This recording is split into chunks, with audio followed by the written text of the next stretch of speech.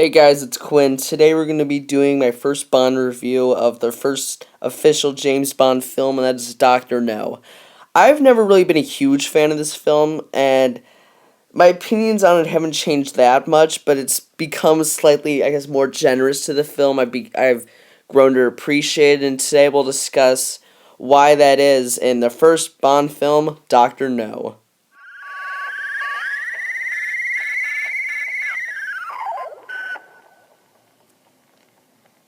After some bizarre sound effects, we get the first gun barrel of the entire series, and I love this idea. I love how they went into it right with a bang with this really cool gun barrel, then transition right into the theme song. I think it's a very smart idea not having a pre-title sequence, just going straight into the film.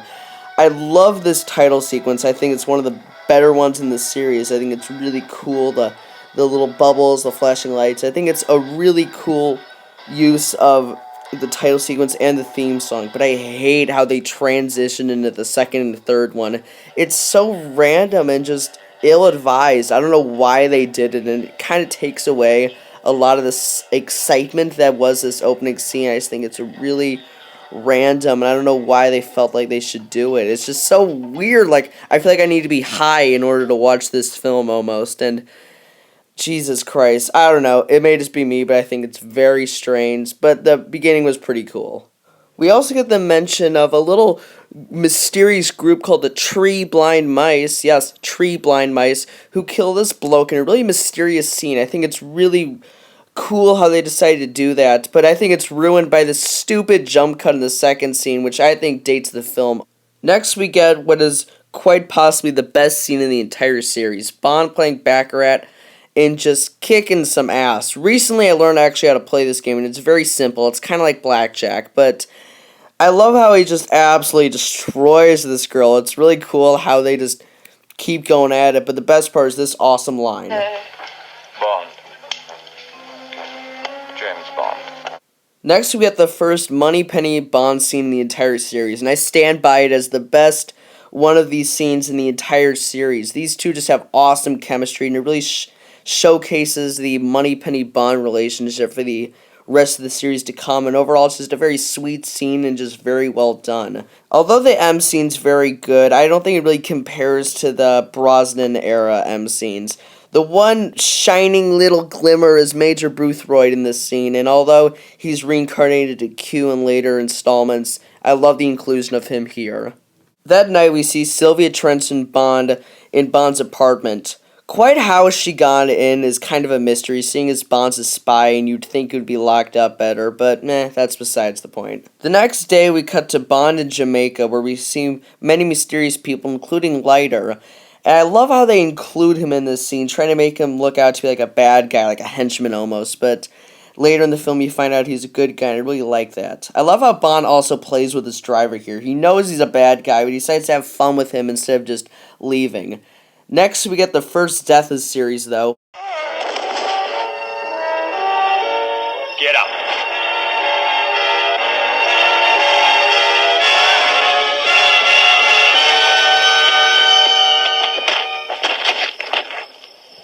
Okay, I'm just gonna go out and say it. The score for this movie sucks. Later, Bond goes to the embassy where he decides to meet Strangway socially.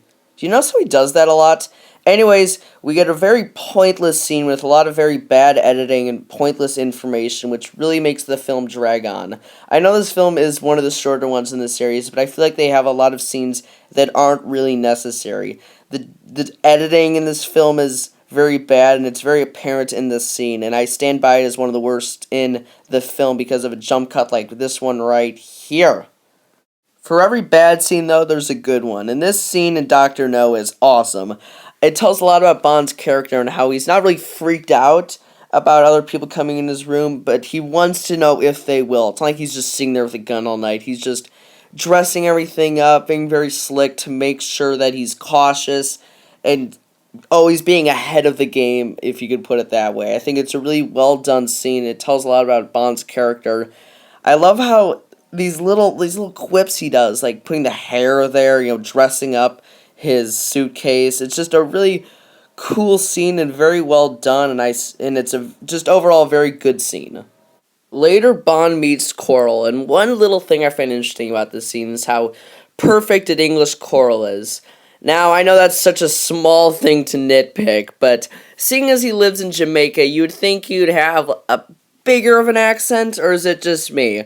Anyways, I love this entire scene because of how they introduce Quarrel, Bond, and Leiter at the same time.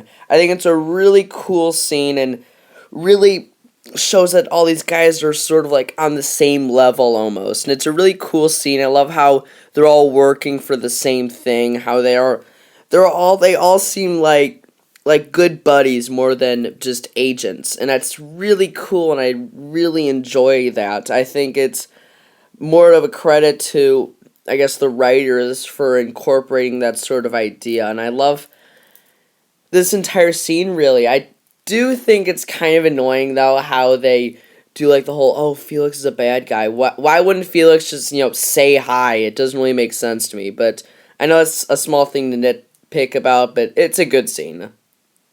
Later that night, Coral and the gang go down to a bar where we see this mysterious camera lady who we saw back in the airport. My favorite part of this scene is just how big of a badass Coral is. He gets like his face shredded off and he's just like, I'll break her arm, sir. It's just, I don't know, I think it's awesome. That night, there's an assassination attempt on Bond.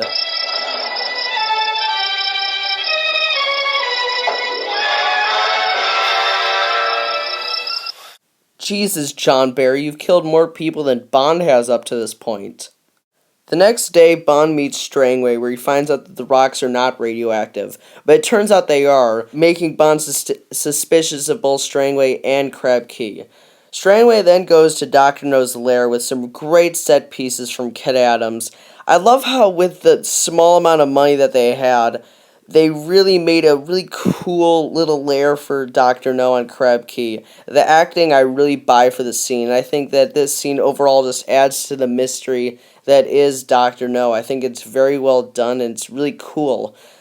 The one thing I don't like about this scene, though, is how this entire scene is dedicated to what they're going to use to assassinate Bond, and it's a tarantula. And if you know anything about spiders, well, if you know anything about, the environment, you know that tarantulas are not venomous really at all. And I've talked about this in my worst Bond moments because it's just absolutely ridiculous that anyone could actually feel threatened by that. This scene at night with Bond is also really stupid. You can plainly see glass, like you can see a shadow. It's just overall a really ridiculous scene, but nothing can top the next. Yes, I'm sure every Bond fan has shit on this scene so much. It's just ridiculous how bad it is. I mean, I know they didn't have a huge budget for this film, but they used the same footage for every single turn he makes. The death doesn't make sense. Like, how could this car possibly explode? It just doesn't make any sense. It's mind-boggling how anyone could believe that this is even feasible. It's just a really stupid scene. I think it's where the film starts to go downward. The next scene, though, emancipates Bond both figuratively and literally. This shows a lot about his character, how he knows she's a bad guy, but, he bangs her, she gets pissy, she spits in him, kind of bitchy, I know, and then he sets up the house, because he knows someone's going to come to assassinate him. I love how he pours the tequila, puts on a little music, freshens up the bed. It's overall just a really cool scene. He's even playing solitaire, for God's sakes. It's just a great scene. Indeed, this is where Dr. No starts to pick up. I love this scene. The dialogue is just so cool, and Connery's at his best. I don't think any other Bond, including my personal favorite in Brosnan, could have pulled this scene off quite like Connery did. I love how he's just so cool the entire time. Like, he's in control, and he knows that, he knows what he's doing the entire time. I think it's really cool. That night, Quarrel and Bond go down to Crab Key, where Bond awakens to the greatest thing ever.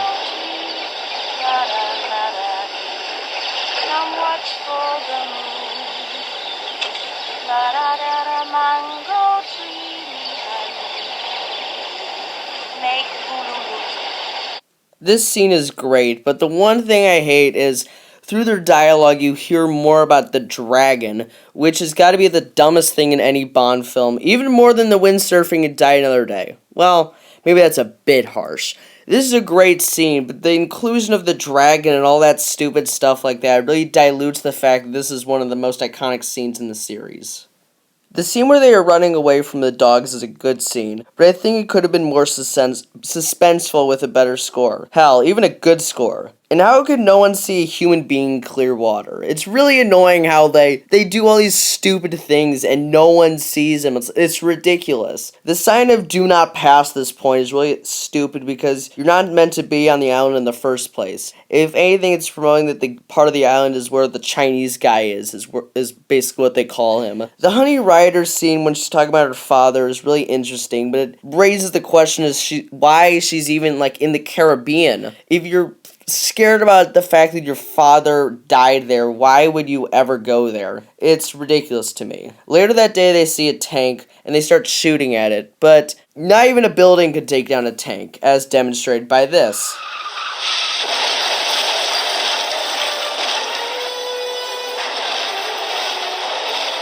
So why shoot at it? Just, run. Bond and Honey get caught and they have to wash off to get their radiation off. Kind of weird how that's all it takes. Oh, and for you perverts, she is not naked in this scene. Now, it may just be me nitpicking, but why is this place so nice if no one ever stays here? And one last question, why would he drink that coffee if he was even as cautious as to switch out his vodka earlier? Anyways, he passes out, and then he wakes up the next day to meet the main villain of the film, Dr. No. I do love how they've decided to hide his face up to this point, but it's a little annoying seeing as we're an hour and a half in. This movie's named after him, so I wish we got more screen time for the main villain of the movie. Little tidbit of information. That painting there is the Duke of Wellington and it was stolen right before this movie was made. I know this is stupid, but I kind of wish it was Spectre, because that would be kind of awesome. Or am I just being a Bond geek right now? Next, Bond and Dr. No have dinner. Here are my highlights. Does the toppling of American missiles really compensate for having no hands? Spectre, Special Executive for Counterintelligence, Terrorism, Revenge, Extortion. World domination. Same old dream. Bond gets beaten up and thrown into jail, but he escapes through a tunnel, which is a really good scene, except for this stupid-ass stunt double right here. I do feel Dr. No's plan isn't grand enough for Spectre. I wish they gave him the plan from, You Only Live Twice or something like that. It would have been really cool, and in my opinion, it would have elevated this film, because Spectre would be really upset if that didn't work. Whereas for this, it kind of feels like a letdown, not a big deal. I also think Bond gets to Dr. No with ease. I feel this is really similar to Goldfinger in that Bond gets captured, but in that film it has always felt that Goldfinger was in control, whereas this film it always felt like Bond could get wherever he wanted whenever he pleased. I wish Bond and Dr. No's fight was a lot longer. It was 20 seconds long. With that really cool set, they could have made it really long. Whereas with this, it feels like they just ran out of time and money, just had to kill Dr. No off while they could. Bond and Honey escape with a very obvious use of the stunt double, just as Crab Key explodes into pieces. Bond gets towed by Leiter, but in true James Bond fashion, he would rather be left in the ocean than be saved. But honestly, who could blame him? And that is Dr. No.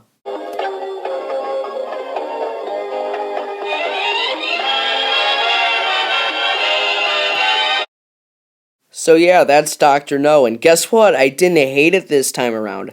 I feel like a lot of the problems are down to the fact, though, that it's the first James Bond film. I think it really sets the template and did it well for the films after it. This feels a lot like a spy thriller, which is what it should be. It doesn't try to be too extravagant to be good, it's just a good film. Although it is one of, if not my least favorite Connery films, it is still a solid entry. I think I was too harsh into the rankings, so next time, if I had to rank this film, expect it to be a lot higher. The positives are the cast, the story, and the overall feel of it. I do feel you have to see this film because of how much the character it gives Bond, as well as the introduction of main characters in the series, whether it be MI6, Leiter, Bond Girls, or Spectre. It's a very good first film and pilot to this series. Negatives are the score. Bond gets to Dr. No too easily, and he is not really a real threat. And it is pretty predictable at times what will happen in the plot. The worst parts, though, are the stunt doubles, that stupid dragon, and the score. But besides that, it's a good film. Next time, From Russia with Love.